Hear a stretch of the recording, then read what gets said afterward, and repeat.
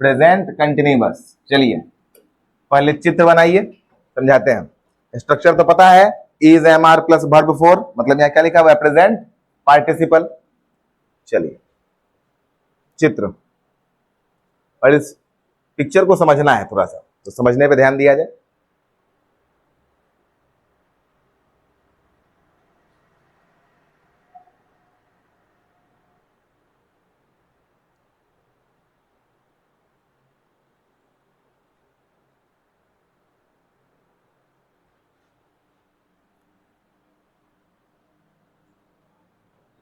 जा बना ली, ई कहाँ है? अच्छा ये तुमको नहीं दिखा था? और डालो तुम गैस को बुझा के दूध, यही होगा। कुछ भी हो सकता है टीचर, हम कुछ भी बोल सकते हैं।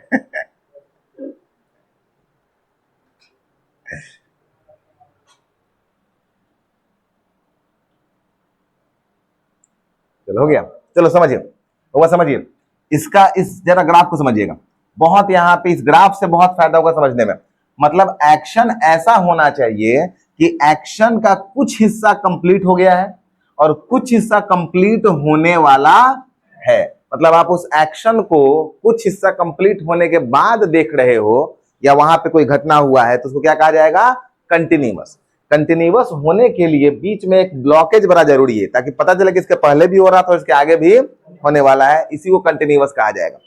अब गौर करो कि हम लोग अभी जैसे पढ़ रहे हैं, हम पढ़ रहे हैं, इस पढ़ाई के बीच में अगर कोई आके गेट को नॉक कर दे तो वो हम लोग को पढ़ते हुए देखेगा। तो व्यक्ति अगर अभी गेट के पास आएगा तो बोलेगा ये लोग पढ़ रहे हैं। अब वो व्यक्ति यहाँ आएगा तो वो एक्सपेक्ट करेगा कि थोड़ा देर पहले ये लोग पढ़ाई स्टार्ट किया होगा और थोड़ा देर आगे तक ये लोग पढ़ाई कंटिन्यू करेगा। अब इसमें बड़ा सोचने वाली बात है, समझिएगा।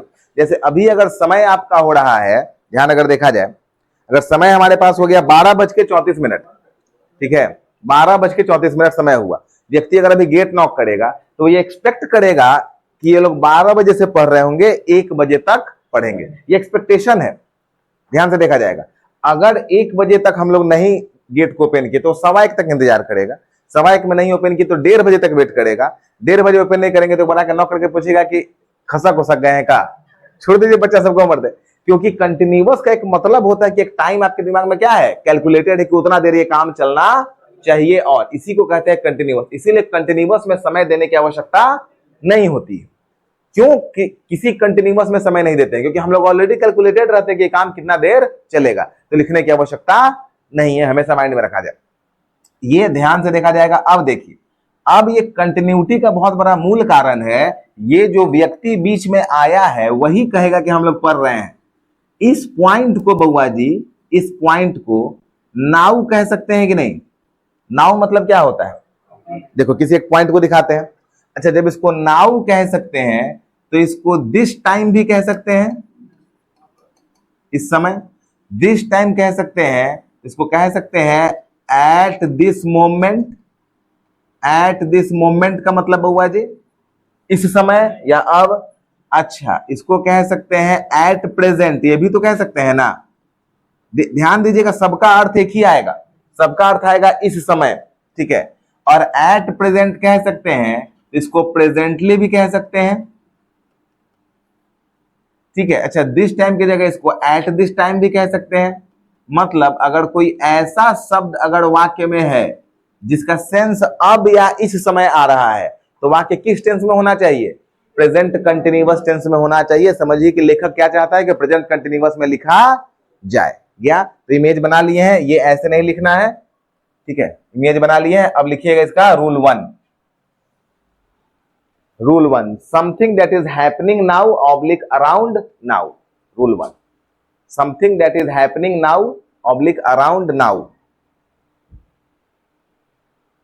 Now, this time, present time, at present, at the moment. ये दिस टाइम ब्रैकेट में लिखा हुआ है, 2 बार लिखा गया। आप दिस टाइम को ब्रैकेट में लिख के स्टार लगा लीजिएगा, इसका एक इंपॉर्टेंट कंडीशन है, पढ़ा देते हैं। वी आर लर्निंग नाउ, अभी हम लोग पढ़ रहे हैं। Ram is learning how to drive, सीख रहा है, ठीक है, मतलब गाड़ी चलाना।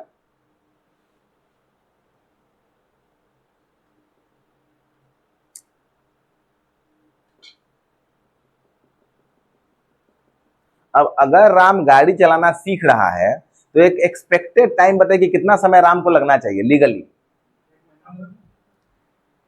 हाँ, 15 दिन से 25 दिन के बीच का कोर्स होना चाहिए, जिसमें उसको आ जाना चाहिए।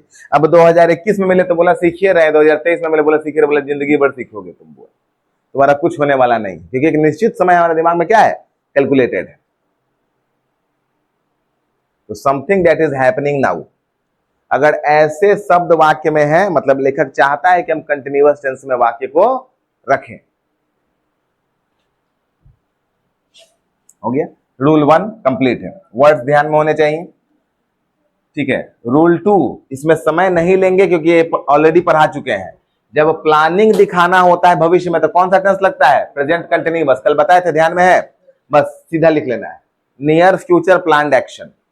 निकट भविष्य का अगर कोई प्लानिंग आपको बनाना है तो प्लानिंग दिखाने के लिए सबसे उपयुक्त टेंस कौन सा होता है, प्रेजेंट कंटिन्यूअस टेंस, बस उसमें भविष्य सूचक समय होना चाहिए।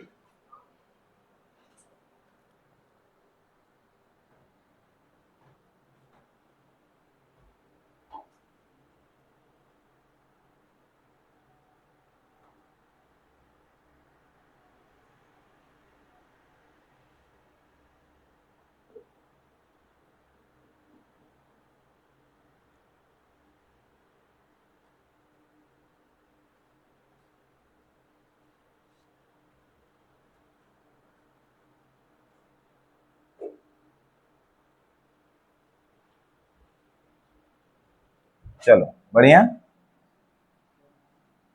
2 रूल हो गया। तीसरा, यह इंपॉर्टेंट है, टेम्पररी हैबिट, समझिएगा। अगर किसी वाक्य में नाउअडेज, इसका मतलब क्या होता है वो नाउअडेज का, आजकल, क्या होगा, आजकल। और देखो दिस डेज का भी मतलब क्या होगा, आजकल। तो अगर किसी वाक्य में नाउअडेज या दिस डेज लगे हुए हैं तो समझिए कि आप किसी के टेम्पररी हैबिट का बात कर रहे हैं, आजकल वो काम हो रहा है, फिर हमेशा नहीं होगा। तो इसको दिखाने के लिए किस टेंस का इस्तेमाल करना पड़ता है, प्रेजेंट कंटिन्यूअस का। जैसे एग्जांपल आपको हम यहां पे लिख देते हैं, ठीक है, he is getting late nowadays, इसका मतलब आजकल उसे देर हो जा रहा है या फिर हो जा रही है। ठीक है, आजकल, आमतौर पे देरी वो करता नहीं है, तो टेम्पररी हैबिट हो गया।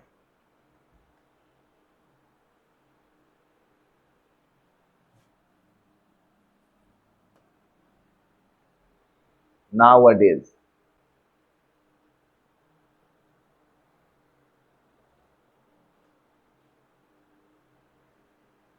चलिए आगे जरा बढ़ा जाए।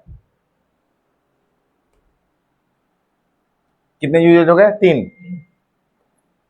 चलिए, बहुत काम का नियम है, बहुत इंपॉर्टेंट नियम है, इसको पहले लिख लीजिए, समझाते हैं।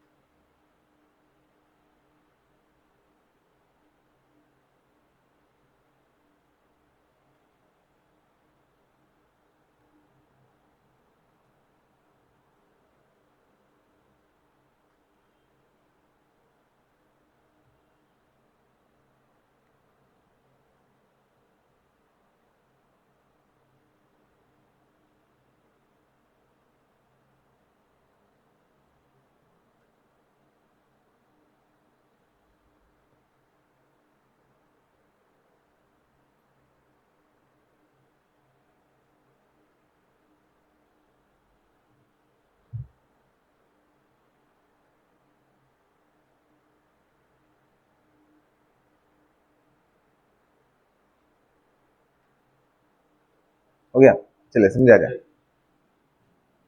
अब 2 मिनट के लिए सिर्फ समझना है, यहां से क्वेश्चन एग्जाम में जरूर आएगा। चलिए ध्यान से आते हैं, देखा जाए। देखिए बउआ, यहां पे आए वर्ब, समझा जाएगा बउआ प्लीज। वर्ब को बेसिकली 3 भागों में बांट रहे हैं, तीनों भाग को देखा जाए, 3 टाइप के वर्ब आपको बतला रहे हैं उनके इस्तेमाल के आधार पर, ठीक है, ध्यान से देखा जाए। एक वर्ब का नाम हम यहां लिखते हैं स्टैटिक, ये स्टैटिक वर्ब है। स्टैटिक, स्टैटिक मतलब क्या होता है? स्थिर। दूसरे वर्ब है आपके पास न्यूट्रल, और तीसरे वर्ब आपके पास डायनेमिक। बात नहीं बहुआ प्लीज, तीसरे वर्ब आपके पास है डायनेमिक, ठीक है। स्टैटिक, न्यूट्रल और डायनेमिक, 3 वर्ड है आपके पास।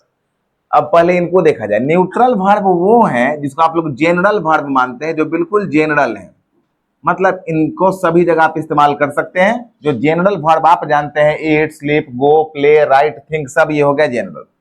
डायनेमिक में हम 2 वर्ड यहां पे लिखते हैं, एक लिखते हैं स्टैंड और एक लिखते हैं सिट। डायनेमिक में इनको क्यों लिखे हैं ये आपको आगे समझाएंगे। अभी का हमारा मुद्दा है स्टैटिक। पहले जरा स्टैटिक को समझा जाए। स्टैटिक वर्ब वो वर्ब होते हैं, ठीक है, ध्यान से देखिएगा, यहां पे लिखते हैं these verbs cannot be used in continuous structure। बहुत इंपॉर्टेंट नियम है, ध्यान से देखा जाएगा। कंटिन्यूअस स्ट्रक्चर, किसी भी कंटिन्यूअस स्ट्रक्चर में,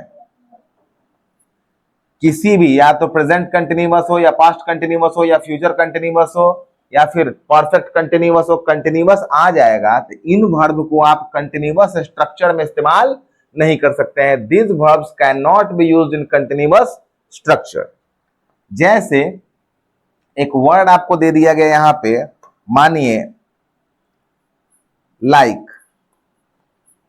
लाइक मतलब हो गया पसंद करना। अब बताइए, एक सेंटेंस हम अगर लिख दें ही इज लाइकिंग मी, इसका मतलब क्या है बउआ? इसका कोई मतलब है?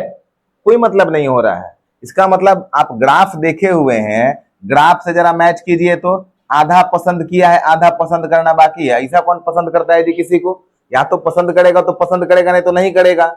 मतलब ये सेंटेंस संभव नहीं है। अब अगर आप ध्यान से देखेंगे तो स्ट्रक्चर तो आपका सही है, बट ये वाक्य ही गलत है। आपको बोलना होगा ही लाइक्स मी। क्या बोलना होगा?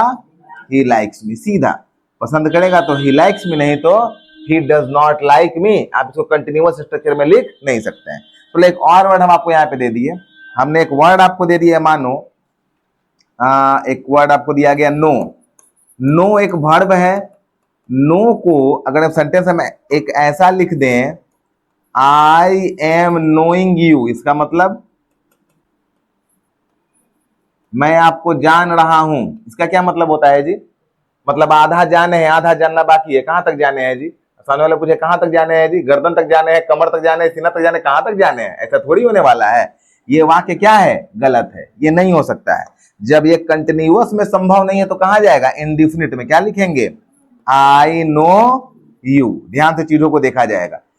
तो ये सारे वर्ब जो हम यहाँ लिख रहे हैं, लाइक हो गया, नो हो गया, लव हो गया, गेस हो गया, अंडरस्टैंड हो गया, अपीयर हो गया, सीम हो गया, ये सारे, या फिर रिमेंबर हो गया, ये सारे वर्ड क्या है? स्टैटिक है। मतलब ये स्थिर रहते हैं। या तो ये काम पूरा होगा या फिर ये काम नहीं होगा।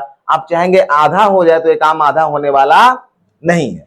मेरे कहने का ये मतलब नहीं है कि इन वर्ड्स का चौथा रूप नहीं होता है, बिल्कुल होता है। अगर नो एक वर्ब है तो नो के कितने फॉर्म होंगे? 5 फॉर्म होंगे, और 5 फॉर्म होता है। वर्ब 1 भी होगा, वर्ब 2 भी होगा, वर्ब 3 भी होगा, वर्ब 4 भी होगा, और वर्ब 5 भी होगा। बट आप उसका कंटिन्यूअस स्ट्रक्चर में इस्तेमाल नहीं करेंगे। तो इस्तेमाल कैसे करेंगे? अगर हम एक वाक्य ऐसा लिख देते हैं, ठीक है, knowing you is not enough to give money। ये कह रहा है आपको जानना, या सिर्फ आपको जानना पर्याप्त नहीं है पैसा देने के लिए। तो knowing you is not enough। यहां पे knowing बिल्कुल सही है, कोई दिक्कत knowing में नहीं है, बिल्कुल आप इस्तेमाल कर सकते हैं। लेकिन ये कंटिन्यूअस स्ट्रक्चर नहीं। कंटिन्यूअस होता तो बी के बाद क्या आता? वर्ब 4 आता। कहीं आपको बी के बाद वर्ब 4 दिख रहा है? नहीं दिख रहा है। तो मेरे कहने का मतलब है कि जो भी आपको स्टैटिक वर्ब बताया जा रहा है, जितने वर्ब आपको लिखवाए गए स्टैटिक में, उनका वर्ब का चौथा रूप होगा, बट उन वर्ब को आप कंटिन्यूअस स्ट्रक्चर में इस्तेमाल नहीं कर सकते हैं। उसी तरीका से एक वर्ड हम आपको अगर दे देते हैं, ध्यान से देखा जाएगा, वर्ड आपको दे दिया गया एपियर। बताइए एपियर मतलब क्या होता है? एपियर मतलब होता है प्रतीत होना। तो अगर हम ऐसा बोल देते हैं, इट एपियर्स, ध्यान से देखिएगा, इट एपियर्स फ्रेश, इसका मतलब,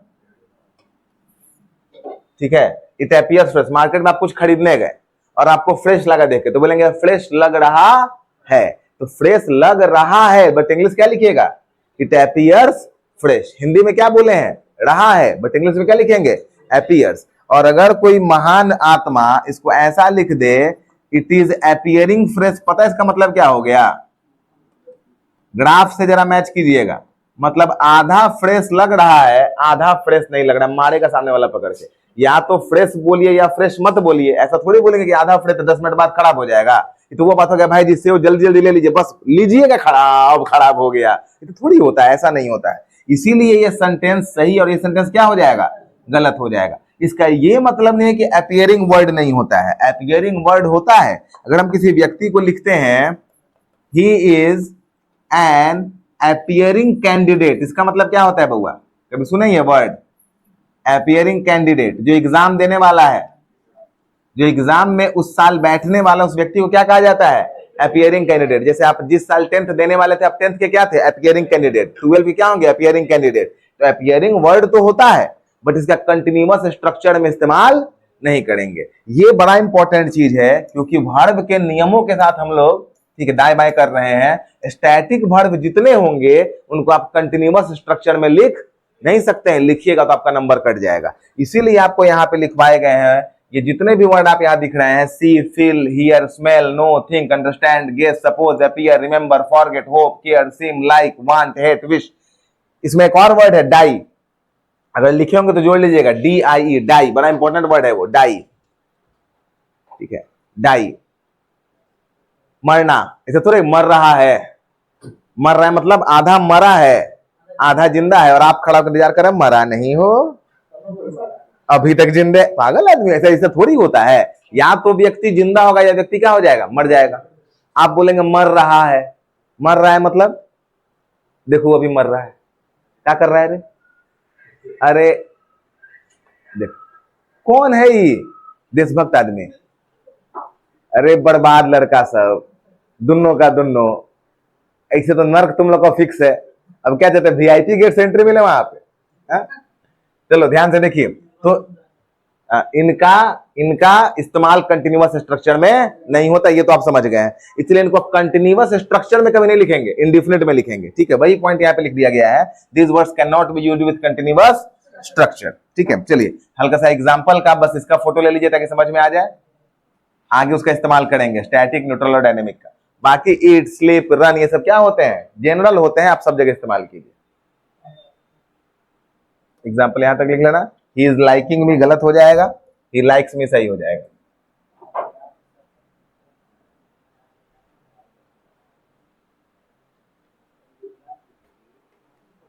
चलिए हो गया, आगे बढ़ा जाए, बढ़िया।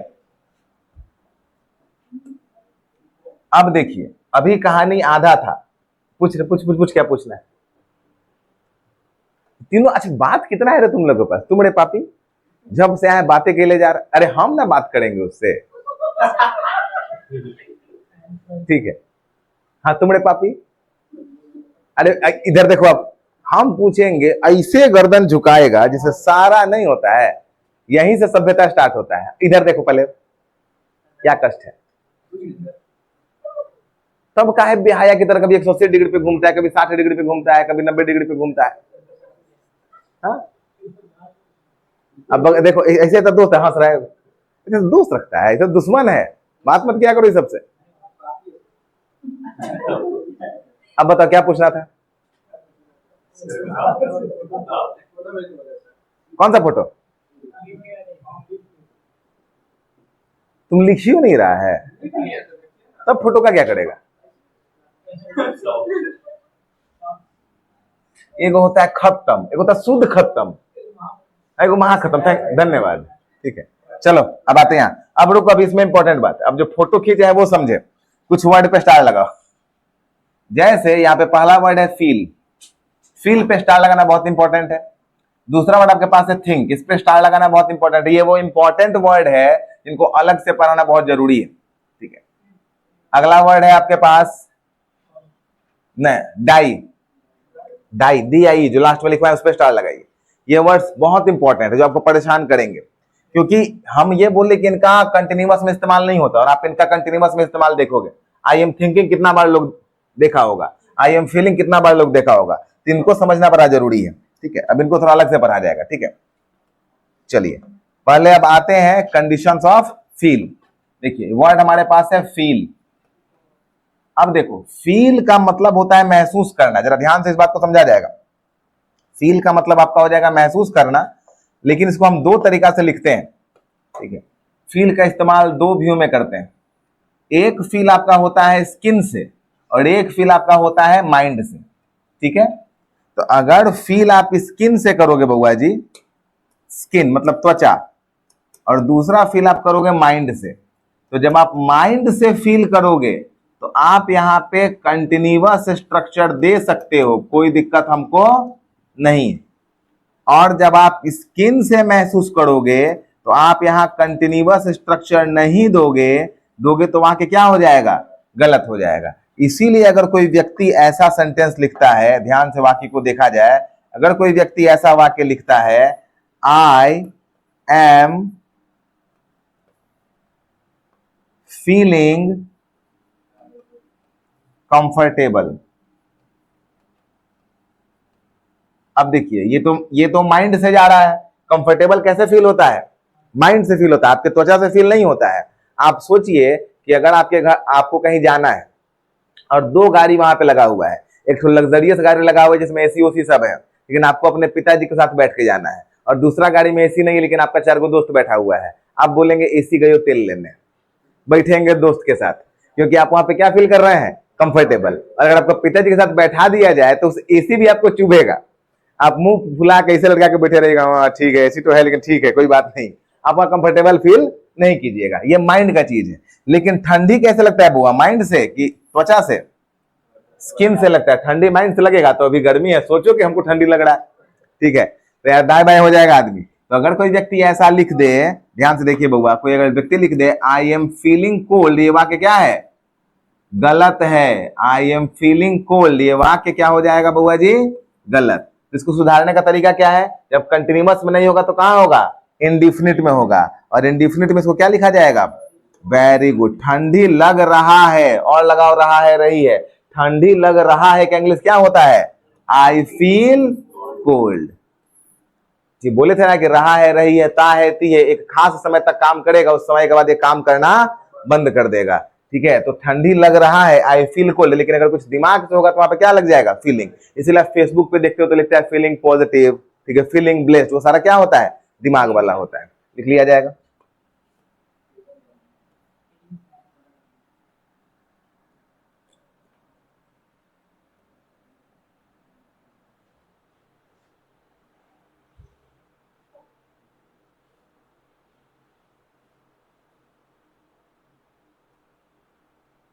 चलिए दूसरे वर्ड पे आपके पास आते हैं थिंक, ध्यान से देखा जाएगा।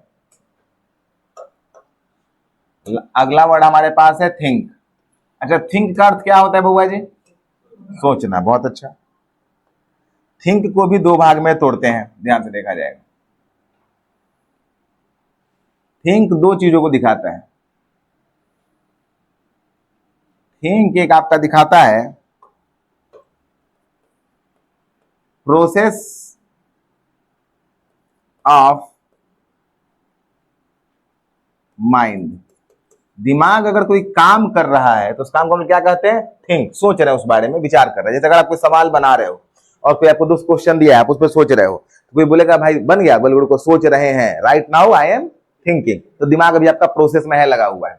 और दूसरा थिंक का इस्तेमाल करते हैं बहुआ व्यू देने में, क्या देने में, विचार, अपने विचार देने में भी आप थिंक का इस्तेमाल करते हैं। तो जब आप प्रोसेस ऑफ माइंड को दिखाएंगे बहुआ जी, तो यहां पे अगर आप कंटिन्यूअस लिखेंगे हमको कोई दिक्कत नहीं है, वाक्य सही रहेगा। बट जब आप विचार को दिखा रहे हैं और यहाँ पे अगर आप कंटिन्यूअस स्ट्रक्चर लगाइएगा तो क्या हो जाएगा, वो गलत हो जाएगा। ध्यान दीजिएगा, जैसे अगर हम एक वाक्य आपको ऐसा लिख के देते हैं, ध्यान से देखा जाएगा, आई am thinking about your question, मतलब आपके प्रश्न के बारे में ही सोच रहे हैं, अभी दिमाग प्रोसेस कर रहा है, आंसर तक पहुंचे नहीं है। और अगर कोई व्यक्ति एक वाक्य ऐसा लिखता है, ध्यान से देखा जाए, I am thinking that you are correct, पढ़िए तो पढ़ के ही गड़बड़ लगेगा। I am thinking that you are correct, ये वो सोच रहा है कि अपना विचार दे रहा है, नहीं, गलत हो गया ना। उसका हिंदी क्या होगा, जरा हमको बताइए तो। उसका हिंदी हो गया, मुझे लगता है कि आप सही हैं। लग रहा है नहीं, लग रहा है तो वो बेचारा अभी तक कंफ्यूज है। लगता है कि आप सही हैं, और जब लगता है बोलेगा बउआ जी तो आई एम थिंकिंग नहीं होगा, क्या हो जाएगा, ये आई थिंक। इसलिए आप कई बार आई थिंक का यहाँ इस्तेमाल किए होंगे। अब बताइए इसका अर्थ क्या हो रहा है, मुझे लगता है। तो ये हो गया लगना और ये हो गया सोचना, दोनों में जमीन आसमान का फर्क है। ये जब भी आप थिंक का इस्तेमाल करके अपने जैसा लोग नहीं कहते कि आई थिंक, आपका प्लान काम नहीं करेगा। तो आई थिंक में आप अपना क्या दे रहे हैं, विचार दे रहे हैं, सोच नहीं रहे हैं, विचार प्रकट कर रहे हैं। और यहाँ पे थिंकिंग क्या है, प्रोसेस को दिखा रहा है। तो प्रोसेस को दिखाएगा तो आईएनजी लगाइए, कोई दिक्कत हमको नहीं है। विचार को दिखाएगा तो आपको कंटिन्यूअस स्ट्रक्चर में लिखने का अधिकार नहीं। लिख लिया जाए, इसको भी फोटो ले लिया जाए। चलो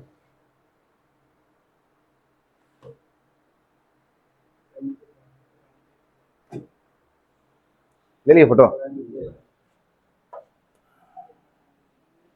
थोड़ा छोटा करना पड़ेगा।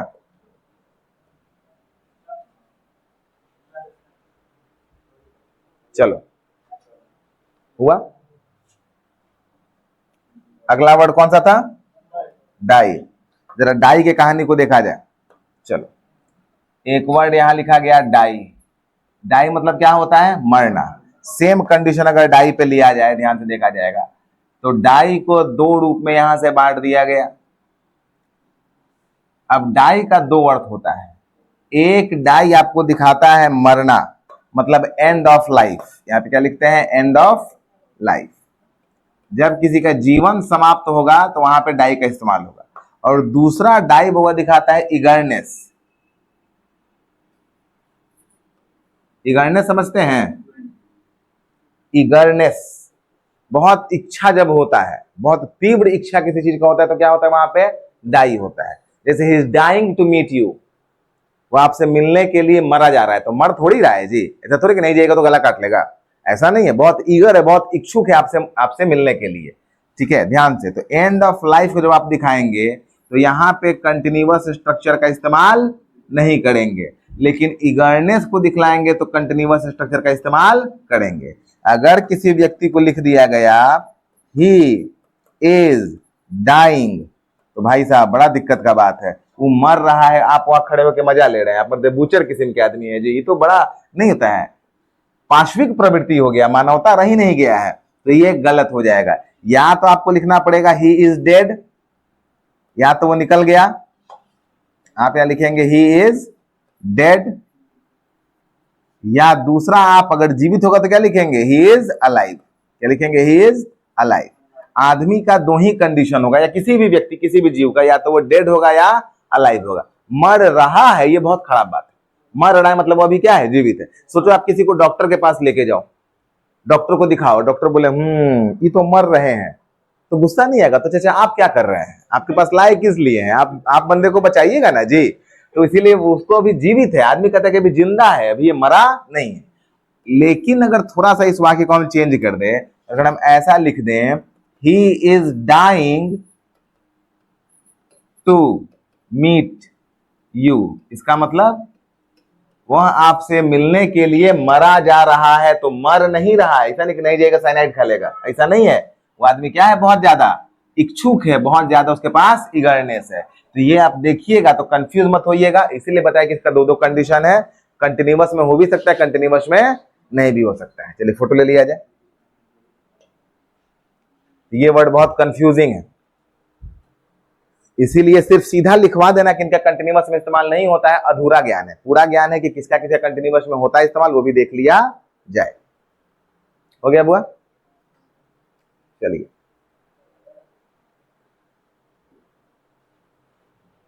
आप समझिए, इसके अलावा ध्यान से देखा जाएगा, अगर पढ़ाई को पीछे लेके आया जाए तो यहाँ पे दो और वर्ब आपको बताए गए थे। एक था स्टैटिक, तो पढ़ा दिए। अब दूसरा वर्ब है डायनेमिक। डायनेमिक का एक क्वालिटी होता है, स्टैंड और सिट। ये आदमी का क्या दिखाता है? स्टेट। स्टेट समझते हैं? अवस्था। क्या दिखाएगा? स्टेट, अवस्था। और इस अवस्था को दिखाने के लिए सिर्फ और सिर्फ कंटिन्यूअस स्ट्रक्चर का ही इस्तेमाल करते हैं, सिर्फ और सिर्फ कंटिन्यूअस का इस्तेमाल करते हैं। अब बताइए, वह बैठा हुआ है, इंग्लिश क्या होगा? Very good. कौन सा स्ट्रक्चर आप लिखे? कंटिन्यूअस। लेकिन आपके अनुसार तो इसका मतलब होना चाहिए था रहा है, रही है, बट इसका अर्थ क्या आया? बैठा हुआ है, वह खड़ा है। क्या लिखना होगा आपको? He is standing. स्टैंडिंग। इसका कारण यह है कि दोनों काम इतना फास्ट होता है कि हमारे कंट्रोल में ही नहीं है। सोचिए कि अगर आप बैठ रहे हैं और कोई पीछे से चेयर हटा दिया तो आप रास्ते में रुक नहीं सकते हैं, आप नीचे तक बैठ जाइए, कुछ ज्यादा ही बैठ जाइएगा, ठीक है। और अगर कोई आपको खड़ा होने के लिए बोल दिया तो देखिएगा कई बार आदमी हाथ रखता है लेकिन वो खड़ा हो गया होता है, प्रोसेस होता है, क्योंकि आपके कंट्रोल का चीज नहीं है। एक बार स्टार्ट होता है तो सीधा क्या हो जाता है? एंड तक पहुंच जाता है कंडीशन से। तो इसीलिए ये दोनों को क्या कहा गया? डायनेमिक। फिजिक्स का वर्ड है डायनेमिक, समझ रहे हैं ना?